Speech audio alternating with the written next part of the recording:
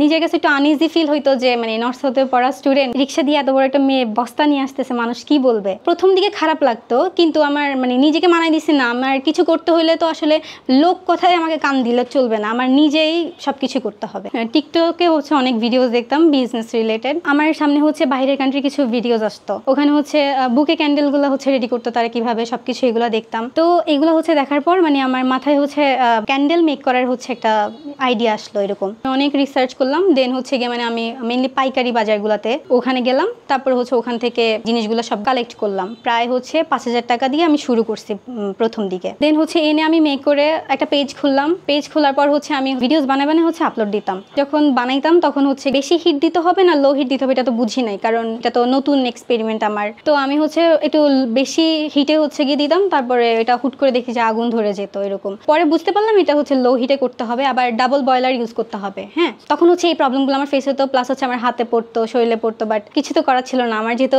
বিজনেসটা করার ইচ্ছা জাগছে তো করবোই। প্রথম দিকে হচ্ছে গিয়ে আমার এই যে ক্যাটস পাও যে ক্যান্ডেলগুলো, এগুলো হচ্ছে গিয়ে মেক করতাম, আর এগুলোর ডিমান্ডও কিন্তু খুবই বেশি আমি পাইছি, মানে রেসপন্স পাইছি। তারপর হচ্ছে এই যে ডেইজি ক্যান্ডেলটা, এগুলো হচ্ছে মানে মানুষ হচ্ছে বেশি পারচেস করতো প্রথম দিকে।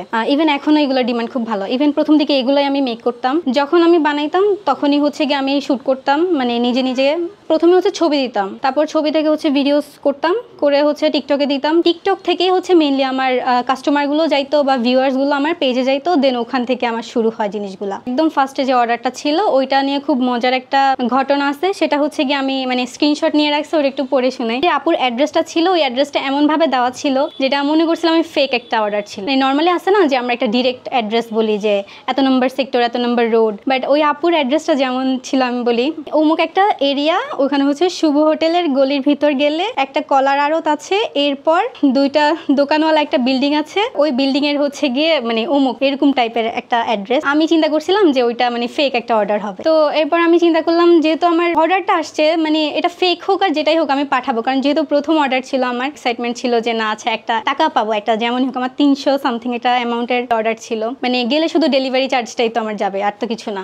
চিন্তা করলাম যে মানে পাঠাই দেই। প্রথম দিকে তো আমি শুধুমাত্র ক্যান্ডেল নিয়ে বিজনেস স্টার্ট করলাম, তারপর হচ্ছে চিন্তা করলাম যে শুধু ক্যান্ডেল যে একটা মানে জিনিসটা রাখার জন্য যদি আমি কিছু বানাই, মানে ক্যান্ডেল যদি এর উপরে দিয়ে হচ্ছে জিনিসটা আসে না যে সৌন্দর্য একটা জিনিস, চিন্তা করলাম যে ওইরকম কেন না কিছু করি। তার উপর আমি আবার টিকটকে হচ্ছে বাইরের কান্ট্রির ভিডিওগুলো দেখতাম যে ওরা জ্যাসমোনাইট দিয়ে কিছু একটা করতো, তো আমি চিন্তা করলাম যে ওইরকম কিছু একটা করি। তো অনেক আমি জ্যাসমোনাইট খুঁজছি, বাট ওইটা আসলে বাংলাদেশে পাওয়া যায় না। মেইনলি আমি শুরু করছিলাম হচ্ছে প্লাস্টার অফ প্যারিস দিয়ে, হোয়াইট সিমেন্ট যেটাকে বলে, তো ওইটা দিয়ে আমি কাজ করছি, বাট ওইটা আসলে ভেঙে যায়। 2-3 দিন রাখার পরেও দেখতাম ওইটা ভেঙে যাইতো, মানে ইভেন আসছে না একটা ধাক্কা খেলো, চেয়ারের উপর রাখছি, জাস্ট চেয়ারটা একটু সরাইছি, একটু কাঁপন দেয় না চেয়ারটা, তখনই হচ্ছে এটা ভেঙে যাইতো। পরে হচ্ছে অনেক রিসার্চ করলাম যে আসলে কিভাবে ভালো জিনিসটা আমি পাবো, কোথা থেকে পাবো, ইউটিউব ঘাটাঘাটি করলাম, সবকিছু মিলাই হচ্ছে জিপসামটা পেলাম আর কি। যেহেতু আমাদের মানে এরকম জার ক্যান্ডেল গুলো হচ্ছে বানানো যায়, কেননা আমি হচ্ছে মানে জারের মতো করেই হচ্ছে কি কিছু বানাই যেন ওইটাতেও আমি হচ্ছে ক্যান্ডেল বানাইতে পারি, এই জন্য আমি হচ্ছে গিয়ে এরকম হচ্ছে জারের পরিবর্তে হচ্ছে জিনিসগুলা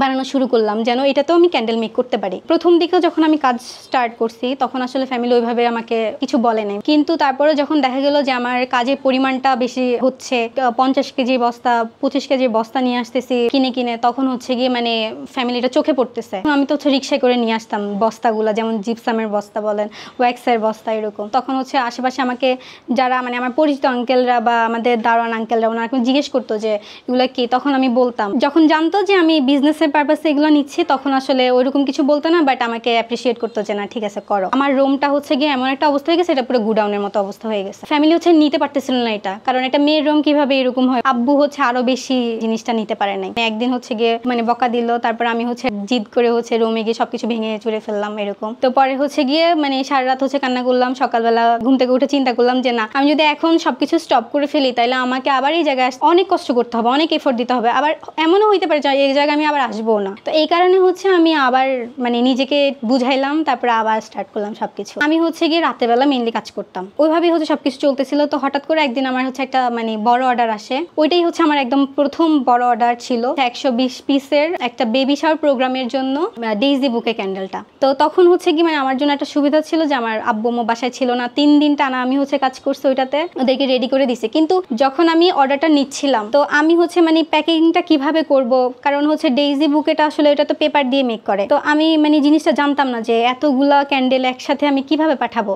তো আমি তখনও পর্যন্ত মানে এটা ভাবতেছিলাম, তখনও পর্যন্ত আমি তাদের অ্যাড্রেস জানতাম না। তো যখন আমি তাদের অ্যাড্রেস জানতে পারছি তখন আমি খুব খুশি হয়ে গেছি যে আমাদের পাশেই ছিল, মানে 4 নম্বর সেক্টরেই ছিল অর্ডারটা আমার। তো এই জন্য হচ্ছে আমি খুশি হয়ে গেছি। তারপরে হচ্ছে আমি অর্ডারটা নেই এবং তাড়াতাড়ি করে এটা মেক করে বানায় হচ্ছে আমি নিজেই হচ্ছে ডেলিভারি দিয়ে চলে আসছি। এরকম মানে আমি চাই হচ্ছে গিয়ে মানে বাংলাদেশের সব মানুষরা মানে ক্যান্ডেলা নামক ব্র্যান্ডটাকে চিনুক, কয়েকটা জায়গায় নিজের শপ দিতে ইনশাল্লাহ যদি আল্লাহ ভাগ্যে রাখে। শুধু আমি দেশে না, ইনশাল্লাহ বাহিরেও হচ্ছে কিছু করার ট্রাই করব যদি আল্লাহ ওইরকম সুযোগ দেয়।